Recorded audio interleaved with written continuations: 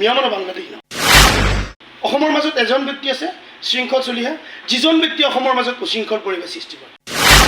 গতিকে সত্যৰঞ্জন বৰাই চালোঁ, মই সেইদিনাখন দেখিছোঁ, কিন্তু তেখেতে চব গেৰুৱা পিন্ধি আহিছে। মই মাজে মাজে দেখা পাওঁ তেখেতে মানে জিন্স পেণ্ট পিন্ধি আহে। শৃংখল চলিহা বিজেপিৰ এজেণ্ট, এই মন্তব্য কোনে কৰিছিল, কিয় কৰিছিল, ইতিমধ্যে আমি সবিস্তাৰ প্ৰকাশ কৰিছোঁ। এইবাৰ আমি আন এগৰাকী নেতাৰ কাষলৈ আহিছোঁ, সংখ্যালঘু সংগ্ৰাম পৰিষদৰ এগৰাকী নেতা, বিতৰ্কিত নেতা বুলি ক'লেও ভুল কোৱা নহ'ব। কিয় বিতৰ্কত থাকি ভাল পায় এইগৰাকী নেতাই? এইগৰাকী নেতাৰ বিৰুদ্ধে এটা প্ৰশ্ন উত্থাপন হৈছে। সামাজিক মাধ্যমত ব্যাপকভাৱে ভাইৰেল হৈ পৰিছে এখন ফটো। নেতাগৰাকী সাংসদ গৌৰৱ গগৈৰ এজেণ্ট বুলি কোৱা হৈছে।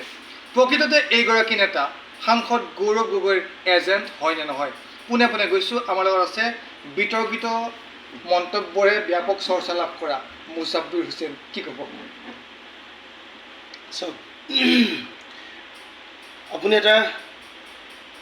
অভিযোগ উত্থাপন কৰিছে যে সামাজিক মাধ্যমত ভাইৰেল হৈছে। গতিকে আমি সদায় ৰাইজৰ কাম কৰোঁ। আজি যদি দৰকাৰ পৰে মই মুখ্যমন্ত্ৰীলৈ যাবলৈ বাধ্য। তেখেত আমাৰ অসমৰ মুখ্যমন্ত্ৰী হয়। কিন্তু এইটো কথা স্পষ্ট যে আমি সদায় চৰকাৰে যিখিনি বেয়া কাম কৰে তাৰ বিৰুদ্ধে। আপোনালোকে যিটো ফটো দেখা পাইছে যে সাংসদ গৌৰৱ গগৈ ডাঙৰীয়াৰ সৈতে মোৰ যিটো ফটো, তেখেত আমাৰ অসমৰ মাজৰ নগাঁও জিলাৰ ঢিঙত বৰ জঘন্য কাণ্ড, যিজনী আমাৰ অসমীয়া জীয়ৰী স্কুলীয়া ছাত্ৰী দৰ্শিতা কিশোৰীজনীক চাবলৈ আহিছিল, দুৰ্ভগীয়া। আৰু মই খবৰ পাইছিলোঁ যে যি সময়ত অপৰাধীৰ বিৰুদ্ধে কৰিব লাগিছিল সংগ্ৰাম, অপৰাধীৰ বিৰুদ্ধে প্ৰতিবাদ কৰিব লাগিছিল, সেই সময়ত কিন্তু আমি দেখা পালোঁ উজনি অসমৰ মাজত তেওঁলোকে প্ৰতিবাদ কৰি আছে মিয়াৰ বিৰুদ্ধে। গতিকে মই সাংসদ গৌৰৱ গগৈ ডাঙৰীয়াক মই তেখেতক লগ কৰিছোঁ আৰু এখন স্মাৰকপত্ৰ প্ৰদান কৰিছোঁ। আমি চাইছোঁ যে তেখেতে কিছুমান কথা নিৰপেক্ষ হিচাপে খুব সুন্দৰকৈ সংসদত উত্থাপন কৰে। গতিকে মই তাক স্মাৰকপত্ৰ প্ৰদান কৰিছিলোঁ। কিন্তু এটা কথা স্পষ্ট যে আমি অসম সংখ্যালঘু সংগ্ৰাম পৰিষদ, আমি কোনো ধৰণৰ ৰাজনৈতিক দলৰ লগত আমি তেওঁলোকৰ সৈতে আমাৰ কোনো ধৰণৰ গোপন বুজাবুজি নাই। আৰু এইটো আমি স্পষ্ট কৰি দিছোঁ, যিসকলে মোৰ ফটো ভাইৰেল কৰিছে মই দেখা পাইছোঁ যে বিজেপি আছাম যিটো তেওঁলোকৰ IT চেল আছে তেওঁলোকে কৰিছে। কাৰণ তেওঁলোকৰ কথা হ'ল আমি বিজেপিৰ বিৰুদ্ধে কথা কওঁ। আজি কংগ্ৰেছেই হওক বা বিভিন্ন দলেই হওক, ৰাজনৈতিক দলবোৰ যদি তেওঁলোকে ক্ষমতাত আহে, তেওঁলোকে বেয়া কাম কৰে, আমি তেওঁলোকৰ বিৰোধ কৰিম। তেওঁলোকে দেখা পাইছে আজি ইছ্যু ডাইভাৰ্ট কৰিবৰ কাৰণে তেওঁলোকে যিটো নেকি আপোনাৰ ৰণকৌশল তৈৰি কৰিছে, মিয়া অসমীয়া, মিয়া গৰীয়া, আমি স্মাৰ্ট মিটাৰৰ বিৰুদ্ধে প্ৰতিবাদ কৰিছিলোঁ। সেই প্ৰতিবাদটো লুপ্ত কৰিবৰ কাৰণে বিজেপি প্ৰি প্লেন কৰি বৰ্তমান মিয়া অসমীয়া কৰি দিছে, মিয়া গৰীয়া কৰি দিছে। আৰু আজি চালোঁ যে অসমৰ মুখ্যমন্ত্ৰী ডক্টৰ হিমন্ত বিশ্ব শৰ্মা ডাঙৰীয়া সদনৰ মাজত চিঞৰি চিঞৰি কৈ আছে যে মিয়াৰ বিৰুদ্ধে কথা কৈছে। গতিকে যিসকলে মোৰ ফটো তেওঁলোকে ভাইৰেল কৰিছে, মই তেওঁলোকৰ কথাত মই কেতিয়াও মানে কাণ নিদিওঁ। গতিকে মোৰ কথা স্পষ্ট, গৌৰৱ গগৈৰ লগত মোৰ ৰাজনৈতিকভাৱে কোনো ধৰণৰ লেনদেন নাই। মই বৃহত্তৰ সামাজিক স্বাৰ্থৰ বাবে মই তেখেতক যোগাযোগ কৰিছোঁ। আপোনাৰ আৰু এখন ফটো ভাইৰেল হৈছে, 5 টকাৰ টুপি, এই কথাটো কি? চাওক, আচলতে যদি টুপিলৈ কোনোবা বিতৰ্ক কৰে, এইটো টুপি এটা ধৰ্মীয় উপাসনাৰ সময়ত মানুহে পিন্ধে। মই বিশেষকৈ আজি মোক চাই আছে, মই ধৰ্মীয় শিক্ষা লোৱা এজন যুৱক। মই মাদ্ৰাছা পঢ়িছোঁ, মই হাফিজিয়া মাদ্ৰাছা পঢ়িছোঁ, মই খাৰিজিয়া মাদ্ৰাছা পঢ়িছোঁ। মই এজন মাদ্ৰাছাৰ ষ্টুডেণ্ট আছিলোঁ আৰু আজিৰ তাৰিখত মই এজন সংগঠনৰ কৰ্মী। গতিকে মোৰ নামাজৰ টাইমত মই টুপি পিন্ধোঁ, বাকী টাইম মই টুপি নিপিন্ধিলেও মোৰ কোনো অসুবিধা। গতিকে আমাৰ ইছলামত আছে টুপি পিন্ধা সুন্নত। যদি কোনোবাই পিন্ধে এইটো পুণ্য হ'ব, যদি নিপিন্ধে তাৰ কোনো পাপ নাই।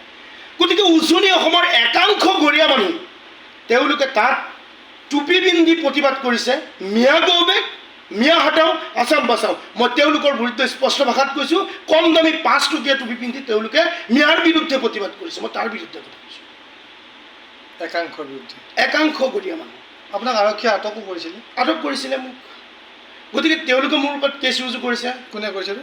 কেছ ৰুজু কৰিছিলে গৰিয়া কিবা তেওঁলোকৰ এটা সংগঠন আছিলে তেওঁলোকে মোৰ ওপৰত এফআইআৰ দিছিলে আৰু এফআইআৰ ৰেজিষ্টাৰ হ'ল যোৱাকালি মোক SP অফিচৰ পৰা মাতা হৈছিলে আৰু সৰ্বগড় আৰক্ষী থানাৰ জৰিয়তে মোক জাজুৰী থানালৈকে দিছিলে মোক 6-7 ঘণ্টা জেৰা কৰিছিলে তাৰপিছত মোক মুকলি আকাশৰ তললৈ আহিব দিছিলে কিন্তু মোৰ স্থিতি স্পষ্ট যে কোনোবাই যদি আমাৰ মিয়া জাতিক আক্ৰমণ কৰে প্ৰত্যাক্ৰমণ মই 100% কৰিম আপোনালোকৰ এই কথা বতৰাবিলাকে বহুত শান্তি শৃংখলা বিঘ্নিত কৰা নাই আমি কোনোদিন উশৃংখল পৰিৱেশ সৃষ্টি কৰা নাই অসমৰ মাজত এজন ব্যক্তি আছে শৃংখল চলিহা যিজন ব্যক্তি অসমৰ মাজত উশৃংখল পৰিৱেশ সৃষ্টি কৰে সেইজন ব্যক্তিক আমি এতিয়ালৈকে কিয় গ্ৰেপ্তাৰ কৰা নাই আমি প্ৰশ্ন কৰিছোঁ অসম চৰকাৰ আৰু অসম প্ৰশাসন মোক গ্ৰেপ্তাৰ কৰিব পাৰিছে মোক গৰিয়াক 5 টকা টুপিৰ কথা কৈছোঁ মই ইমান সাম্প্ৰদায়িক মন্তব্য কৰা নাই নহয় মই তেওঁলোকক কৈছোঁ যে 5 টকাৰ টুপি পিন্ধিছে তাৰ মানে কি তেওঁলোকৰ টুপিটো যদি ব্যৱহাৰ যদি নামাজত কৰিলে হয় তেওঁলোকৰ টুপি যদি ব্যৱহাৰ যদি কোৰাণ পবিত্ৰ কোৰাণ তিলাৱত কৰাৰ সময়ত কৰিলে হয় তেওঁলোকৰ টুপিটো যদি কোনোবা এজন মানুহৰ মৃত্যুৰ জানাজাত কৰিলে হয় মই মান্তি হ'লো হয় টুপি পিন্ধি মুখত দাড়ি নাই এইসকল ব্যক্তি মূৰত টুপি লৈ ইছলামিক দেখুৱাৰ কাৰণ কি গতিকে আমি কি ইছলামিক মানুহ নহয় নেকি আমি মিয়া মানুহ কি নেকি অসমৰ মানুহ নহয় নেকি তেওঁলোক ইছলাম নহয় নেকি 100% ইছলাম তেওঁলোকে নিজকে মানে বহুত ডাঙৰ ইছলামিক মুছলমান হিচাপে তেওঁলোকক পৰিচয় দিব বিচাৰিছে গতিকে মই একাংশ গৰিয়া যিসকল গৰিয়া মানুহ মিয়া মানুহক গৌবেগ বুলি কৈছিল মিয়া সম্প্ৰদায় মিয়া জনগোষ্ঠীক গৌবেগ বুলি কৈছিলে মই তেওঁলোকক কৈছোঁ মই মিয়া যুৱক মই অসমৰ যুৱক মোৰ প্ৰথম পৰিচয় অসমীয়া তাৰপিছত মই অসমৰ বিভিন্ন জনগোষ্ঠীৰ মাজত আজিৰ পৰা স্পষ্ট ভাষাত কৈছোঁ আমি এটা সময়ত ক'ম যে আমাৰ মিয়া জনগোষ্ঠীটো তেওঁলোকে স্বীকৃতি দিব লাগে মই মিয়া জনগোষ্ঠীৰ এজন যুৱক গতিকে মোৰ এই জনগোষ্ঠীক কোনোবাই গালি পাৰিব গৌবেগ ক'ব তেওঁলোকে বিভিন্ন ধৰণৰ শ্লোগান দিব মিয়া হটা অসম বচাওক আৰু বাংলাদেশ কিয় খেদি পঠিয়াব নোৱাৰে মিয়া মানে বাংলাদেশ নহয় অবিভক্ত ভাৰতৰ অসমৰ নাগৰিক মিয়া আৰু এই মিয়াক লৈ যদি কোনোবাই যদি ৰাজনীতি কৰিব বিচাৰে তেওঁলোকৰ ৰাজনীতি আমি একদম চিধা উফৰাই দিম কোনো দিন তেওঁলোকক ৰাজনীতি কৰিব নিদিওঁ একদম চিধা কথা কোনোবা আক্ৰমণ কৰিব প্ৰত্যাক্ৰমণ 100% হ'ব আপুনি আৰু এটা কথা কৈছিলে যে গেৰুৱা বসনৰ তলত জিন্স পেণ্ট পিন্ধে কাৰ কথা কৈছিলে চাওক মোৰ ফেচবুক লাইভ আছিল আপোনালোকে চাই যে এজন ব্যক্তি যিজন ব্যক্তি অসমৰ বিভিন্ন সময়ত কেৱল মুছলমান সমাজক তাচ্ছিল্য ব্যৱহাৰ কৰি আহিছিলে সেইজন ব্যক্তি কোৰাণৰ কলংকিত কথাবোৰ তেখেতে লিখিছিলে সেইজন ব্যক্তি আমাৰ প্ৰাণপ্ৰিয় বিশ্ব মুছলমানৰ গুৰু জনাব হজৰত মুহাম্মদ সাল্লাল্লাহু আলাইহি ওয়াসাল্লামক তেখেতে ডকাৰ আখ্যা দিছিলে সেইজন ব্যক্তি হ'ল মই নাম নকলেও গম পায় যে সত্যৰঞ্জন বৰা গতিকে সত্যৰঞ্জন বৰাই চালোঁ মই সেইদিনাখন দেখিছোঁ কিন্তু তেখেতে চব গেৰুৱা পিন্ধি আহিছে মই মাজে মাজে দেখা পাওঁ তেখেতে মানে জিন্স পেণ্ট পিন্ধি আহে গতিকে কওঁ যদি এটা ধৰ্মক ৰিপ্ৰেজেণ্ট কৰিব বিচাৰে প্ৰকৃতাৰ্থত তেনেহ'লে জিন্স পেণ্ট পিন্ধা বাদ দিব লাগিব জিন্স পেণ্ট তেখেতৰ আগত ফটোবোৰ চাব জিন্স পেণ্ট পিন্ধা আছিল মই সেইটো কাৰণে তেখেতৰ কথা কৈছোঁ খুৰাৰ কথাও কৈছিলোঁ খুৰা মানে মদৰ কথা মই তেখেতক মদৰ কথা কোৱা নাই এগৰাকী বিশেষ ব্যক্তিক কৈছিলোঁ এজন মদাহী ব্যক্তিৰ কথা কৈছিলোঁ যিজন মদ খায় আৰু ক'লা চশমা পিন্ধি পেলাই অসমত অশান্তিৰ পৰিৱেশ সৃষ্টি কৰে সেইজন হয়তো চবেই চিনি পায় শৃংখল বুলি ক'লে অশৃংখল পৰিৱেশ সৃষ্টি হয় মই সেই ব্যক্তিজনৰ কথা কৈছোঁ মোৰ তাত ফটো আছে লাগে আপোনাক দি দিম নিশ্চয়কৈ বেছি সময় নলওঁ শেষৰটো প্ৰশ্ন অসমবাসীয়ে চাই আছে বিশেষকৈ মিয়া সম্প্ৰদায় বুলি আপুনি কৈ আছে জনগোষ্ঠী বুলি কৈছে সেইসকলক শান্তি শৃংখলা অটুট ৰাখিবলৈ বৰ্তমান সময়ত আপুনি কি আহ্বান কৰিব মই এটা কথা অনুৰোধ কৰিম আমি মিয়া জাতি নিষ্পৃহিত নিৰ্যাতিত জুলুম অন্যায় অত্যাচাৰবোৰ আমি সহ্য কৰা জাতি ধৈৰ্য সংযম কৰা এটা জাতি অসমৰ মাজত লাঞ্ছিত বঞ্চিত যদি এটা জাতি ক'ব পাৰে সেইটো হ'ল আমাৰ মিয়া জাতি গতিকে মই আপোনালোকক এটা অনুৰোধ কৰিম আমি উত্তেজিত হ'ব নালাগে কোনোবাই যদি আমাক আক্ৰমণ কৰে আমি আমাৰ আত্মসন্মান নিশ্চয় বচাব লাগিব গতিকে সকলোকে কওঁ বৰ্তমান পৰিস্থিতি পৰিৱেশ খুব বেয়া গতিকে বিশেষকৈ আজি আমাৰ মিয়া সম্প্ৰদায়টো শিক্ষিত হ'ব লাগে আৰু মই এটা কথা স্পষ্ট কৈছোঁ মই মোৰ মিয়া জাতিক কৈছোঁ মদ ভাং ড্ৰাগছ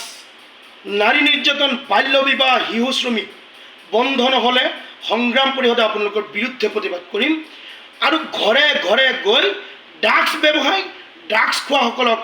আমি শেষ কৰি দিম আৰু কেতিয়াও তেওঁলোকক সমাজৰ মাজত কোনো ধৰণৰ বেয়া কৰ্ম আৰু বেয়া বস্তু আমি খাবলৈ নিদিম চিধা কথা কিন্তু মৃত্যুৰ পিছতো যে জানাজানি নকৰোঁ বুলি কৈছে এইটো কিমান দূৰ সমীচীন এইটো বিষয়ে কি আপুনি ডিঙৰলৈ কৈছে নেকি বিভিন্ন স্থান দেখা পোৱা যায় যে এই ড্ৰাগছ আসক্তসকলক আপোনালোক কবৰ স্থান দিয়া নহয় বা জানাজা সম্পূৰ্ণ নকৰে এইটো কিমান দূৰ সমীচীন এইটো উৰ্বৰ মানসিকতা ব্যক্তিসকলে কৰে যদি কাৰোবাক আপুনি কবৰস্থ নকৰে জানাজা নকৰে ইয়াক কিবা হিন্দু সমাজৰ সনাতনী সমাজৰ নিচিনা পুৰি দিব নেকি কবৰ নিশ্চয় দিব লাগিব গতিকে আপোনালোকে দেখা পাইছে যে আমি অসম সংখ্যালঘু সংগ্ৰাম পৰিষদে আমি বিভিন্ন সময়ত ড্ৰাগছ বেপাৰীসকলক আমি পুলিচৰ হাতত ধৰাই দিয়াৰ পিছত চালোঁ এইবোৰ গুচি আহে কেনেকৈ গুচি আহে এইটো মানে ৰহস্যৰ আৱদ্ধ মই সেইখিনি ক'ব নাযাওঁ তাৰপিছত আমি চালোঁ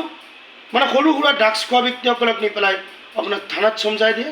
এহঁতক পিটি পেলাই আপোনাৰ 4-5 দিন এসপ্তাহ 14 দিন তেওঁলোকক জেলত ৰাখে আকৌ ঘূৰি আহি কামি কৰে আমি চালোঁ এনেকৈ কাম নহ'ব গতিকে আমি অসম সংখ্যালঘু সংগ্ৰাম পৰিষদ 70জন যুৱকক আমি অসমীয়া ফুলাম গামোচা পিন্ধাই তেওঁলোকক মৰম চেনেহ তেওঁলোকক দি আমি আমাৰ সমাজৰ যি উচ্চ পৰ্যায়ৰ আমি জোনাবসকলৰ দ্বাৰা তেওঁলোকক তৌবা পঢ়াই আমি তেওঁলোকক চিকিৎসাৰ দায়িত্ব লৈছোঁ 68জন ল'ৰা ভাল হৈছে মই 2জনক চেষ্টা কৰি ভাল কৰিব পৰা নাই গতিকে কওঁ তেওঁলোকক জানাজা নপঢ়াওঁ তেওঁলোকক কবৰস্থ নকৰোঁ এনেবোৰ কথা কৈ তেওঁলোকৰ মানসিকতা কেতিয়াও আপোনালোকে বেয়া নকৰিব গতিকে আমি তেওঁলোকক মৰম চেনেহৰ মাজত বুজাই পঢ়াই আমাৰ চেষ্টা অব্যাহত ৰাখি পেলাই এই যুৱকসকলক আমি সদায় তেওঁলোকক ভাল পথত আমি ঘূৰাই আনিবলৈ আমি চেষ্টা অব্যাহত ৰাখিব লাগিব নিশ্চয় ধন্যবাদ জ্ঞাপন কৰিছোঁ পৰৱৰ্তী সময়ত পুনৰ আপোনাৰ সৈতে আমি সংযোগ স্থাপন কৰিম কিন্তু এইখিনিতে ক'ব লাগিব বিতৰ্কিত শব্দটো সংযোজিত হৈ পৰিছে যদিও আমি যিটো বিষয় লৈ তেখেতৰ কাষলৈ আহিছিলোঁ যে সাংসদ গৌৰৱ গগৈৰ এখেত এজেণ্টে কি কেনে পৰ্যায়ৰ তেখেতৰ লগত যোগসূত্ৰ আছে সেয়া ইতিমধ্যে সংবাদ মাধ্যমৰ সন্মুখত তেখেতে স্পষ্ট কৰিছে পৰৱৰ্তী সময়ত সকলো স্পষ্ট হ'ব তেখেতে এই বিষয়টো নস্যাৎ কৰা সমান্তৰালকৈ আন কিছু বিস্ফোৰক মন্তব্য দিছে নিৰ্দিষ্ট দুগৰাকী ব্যক্তিৰ বিপক্ষে সেই দুগৰাকী ব্যক্তিৰ আমি কাষ চাপিম আৰু ইয়াৰ মতামত লোৱাৰ প্ৰয়াস কৰিম নমস্কাৰ মই অজয় ফুকন আৰু এইখিনিতে সমূহ এনি ভাৰত চেনেলটোৰ যিসকল কৰ্মকৰ্তা আছে সকলোৰে মোৰ ফালৰ পৰা শুভেচ্ছা জ্ঞাপন কৰিছোঁ অসমৰ আচলতে সংবাদ জগতত নতুনকৈ আচলতে এটি আত্মপ্ৰকাশ ঘটিছে আমাৰ নিউজ চেনেল এনি ভাৰত আৰু এনি ভাৰতৰ এটা খুব ধুনীয়া এটা অনুষ্ঠান হ'বলৈ গৈ আছে সকলোৱে জানে আমাৰ সকলোৰে মৰমৰ হাৰ্টথ্ৰব জুবিন গাৰ্গৰ গানে কি আনে আচলতে জুবিন দাৰ সেই গীতৰ আধাৰত আমাৰ হিৰুদাই লিখা সেই গীতটি গানে কি আনে এই গানে কি আনে নামৰ এটি তেওঁলোকে সাংগীতিক ৰিয়েলিটি শ্ব' কৰিবলৈ গৈ আছে আৰু 15 আগষ্টৰ পৰা গোটেই আৰম্ভ হ'ব প্ৰথম অডিশ্যন অসমৰ ধেমাজি জিলাত আৰম্ভ কৰিব গতিকে সমূহ যিসকল প্ৰতিভা আছে যিসকলে গান ভাল পায় যিসকলে তেওঁলোকৰ নিজৰ প্ৰতিভা আচলতে দেখুৱাব বিচাৰে এই ৰিয়েলিটি শ্ব'ত গানে কি আনে এই প্ৰতিযোগিতাত অংশগ্ৰহণ কৰক আৰু খুব ধুনীয়া আপোনালোকে সুবৰ্ণ সুযোগ লাভ কৰিব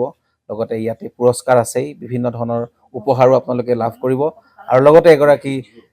প্ৰতিষ্ঠিত আচলতে এগৰাকী শিল্পী হিচাপে অসমৰ সাংস্কৃতিক জগতত আপোনালোক প্ৰতিষ্ঠা লাভ কৰিব গতিকে গোটেই অনুষ্ঠানটোলৈ মোৰ ফালৰ পৰা শুভকামনা থাকিল আৰু লগতে এই অনুষ্ঠানটোত আপোনালোকে অংশগ্ৰহণ কৰিব আমিও আছোঁ আৰু সকলোকে আমি লগ পাম ধন্যবাদ